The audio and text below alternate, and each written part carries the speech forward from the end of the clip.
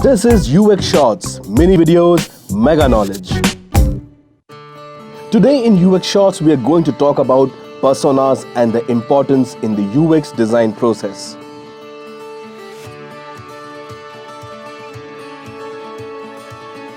Design is an inherently user-centered philosophy. It is essential to keep your user in mind at every step and ensure that you are working towards solving their needs and problems. One of the tools that help designers keep close to the users that they're designing for is called a persona.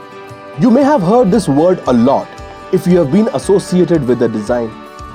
So what is a persona? It is nothing but a fictional representation of a single user that personifies a large segment of users with similar traits and characteristics. Think of a persona as a map that helps you navigate the different aspects of a person's background, needs, wants, aspirations, and frustrations. Although there is no standard format to create a persona map, it is always good to have a few key pointers in mind which you should cover. To begin with, your persona map should be human. After all, it's not the representation of a robot. When creating your persona, write a brief demographic profile and biography of the user.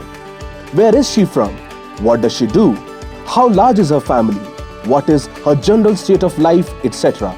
This is followed by identifying the user's goals, tasks, needs, and frustrations in context of your product, service, or problem statement. In addition to this, cover as many psychographic and behavioral points as you can, such as: is she a planned or unplanned buyer? Is she an extrovert or an introvert?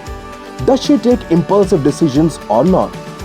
It is also good to add in the technological competency when creating a persona for a digital solution. Today, personas are made based on user research data and field studies. However, as we move towards a world of ever-increasing technology and big data, the personas of tomorrow will be data-driven rather than research-driven. Even in this scenario, the need and importance of personas in the design process is not diminished. So this was all about personas and their importance in the UX design process. We hope that you've liked this video. Do watch UX Shorts, mini videos, mega knowledge.